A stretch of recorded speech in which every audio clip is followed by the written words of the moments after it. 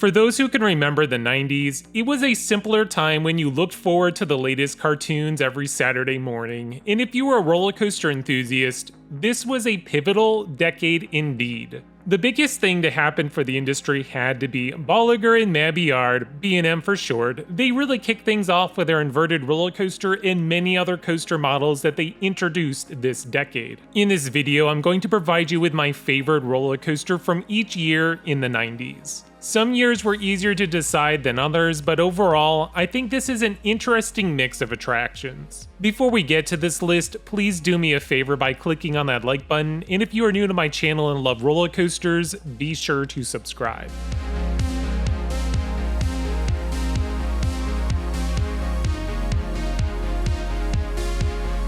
(1990) Thunder Run, located at Kentucky Kingdom.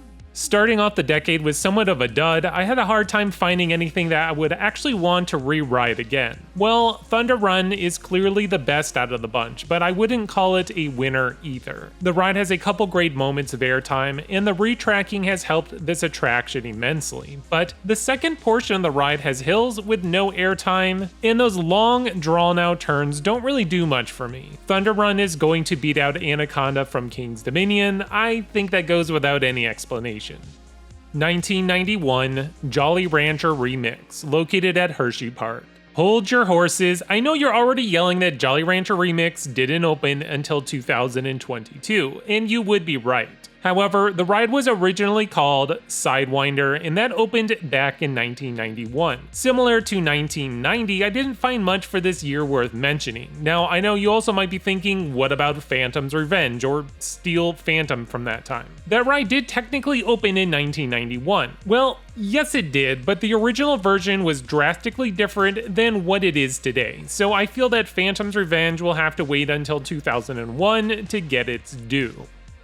1992 Kingdom Coaster, located at Dutch Wonderland. It may have been the year that B&M introduced their Batman the Ride at Six Flags Great America. Unfortunately, I've yet to visit that park, so the original Batman will be omitted from my list. Well, looking over the remaining coasters that I thought were noteworthy, we have Vortex at Carowinds, which is a one and done. Blue Hawk at Six Flags Over Georgia. It's a little better, but still somewhat of a one and done coaster. Next, we have Desert Storm over at Castles and Coasters. This is my newest coaster credit. It is better than Blue Hawk and Vortex, but it's nothing worth writing home about. In the end, I went with a simple wooden family roller coaster. Kingdom Coaster isn't much, but there are some decent airtime moments, and the track profiling won't throw your back, so you can re-ride it multiple times in a row.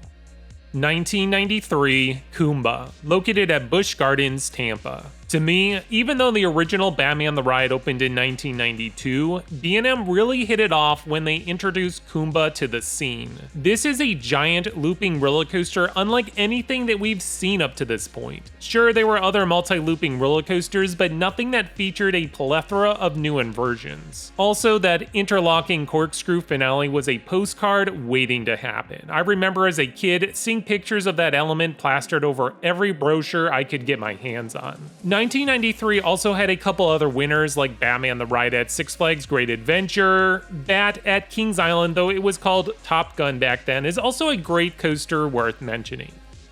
1994 Raptor at Cedar Point. In a year flooded with crappy wooden roller coasters, yes, I'm talking about you, Hurler, there was Raptor at Cedar Point. B&M was ready to break from their traditional Batman the Ride mold and try something a lot more aggressive. Raptor is still highly regarded as one of the best inverted roller coasters in operation. It has a decent selection of inversions. I really enjoyed the zero-G roll, but those final corkscrews are really snappy, setting you up for that intense blood rush to your feet helix before whipping into the brake run. 1995 Jaguar, located at Knott's Berry Farm. So, as a disclaimer, if I haven't been on a roller coaster, I'm not going to mention it, which is why 1995 is like a barren wasteland, leaving me with one roller coaster, Jaguar. This family roller coaster isn't a terrible ride, but unless my kids are dying to re-ride it or something, you won't find me standing in line. The neatest thing about Jaguar is its very long trains. Also, the Mayan temple for a station is great theming, so props to Knott's Berry Farm on that aspect. 1996 Montu, located at Busch Gardens, Tampa. There is only one roller coaster worth mentioning in 1996, and that would be Montu. Montu is the pinnacle of inverted roller coasters. After nearly 30 years, it's still butter smooth, super forceful, and the way it uses the trenches enhance the whole inverted roller coaster experience. In a recent video, I have Montu ranked as my favorite inverted roller coaster of all time. 1997 Alpengeist, located at Busch Gardens, Williamsburg. As much as I like hypercoasters, which 1997 introduced us to Steel Force over at Dorney Park, it's a decent roller coaster that has a good amount of float or air time. Those continuous bunny hills from the mid-course brake run to the end of the ride is the best part of that roller coaster. However, there is still one other roller coaster that is better from the same year, and that's Alpengeist. This ride continues to get better every year I ride it. It's very forceful, has large inversions, and I love how it works its way up the side of the hill. I still think Montu is better, but Alpengeist is riding close on its heels. 1998 Great Bear, located at Hershey Park. The inverted roller coaster was very popular back in the 90s, which is why every amusement park wanted one for their own. Well, Hershey Park wanted one too, and what they got is probably one of the most unique versions in the United States. The ride starts off with a fake-out drop into a helix before working its way over to the large drop. Every inversion is very forceful, giving you full bang for your bucks out of its shorter 2,800 feet of track. The roller coaster is built on the hillside, so it interacts with multiple attractions, including their log flume and Super Duper Looper. The ride is also an engineering marvel with its support structure around the riverbend. This coaster was not able to build any supports into the water, so they had to get very creative with the design. A couple other roller coasters of note from 1998 would be Ghost Rider at Knott's. I really wanted to make this the winner, but I was only able to get one ride on it. Journey to Atlantis at SeaWorld Orlando isn't the best, but it's a solid dark ride water coaster combo.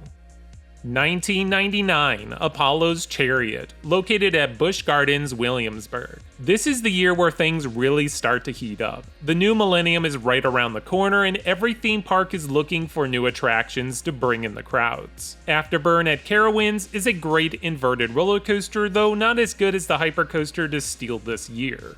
Incredible Hulk at Universal Studios is a fan favorite for many, but I find it a little too rough for rewritability. We also have Medusa at Six Flags Great Adventure, the first ever floorless roller coaster, and then there's Tennessee Tornado, the best looping roller coaster by Aerodynamics. Steel Eel at SeaWorld San Antonio is another fan favorite ride of mine, and if I manage to get more rides on it here in the near future, I have a feeling it could steal the spotlight from Apollo's Chariot. And the last coaster worth mentioning is Ride of Steel over at Darien Lake. This was my first ever hypercoaster, and I've been on it countless times. The airtime moments are great, but this coaster has too many pacing issues to make it the best of the year. Apollo's Chariot is the first ever hypercoaster by B&M, and they really kick things off in the right way. This is an excellent roller coaster that has a ton of float or air time. Of course, the manufacturer has perfected this model throughout the years, but you have to go back to the original and see how well they had it down on their first try. Well, that's going to do it for today's video. Tell me all about your favorite coasters from the 90s down in the comments below. Until next time, this is X Scream Thrills.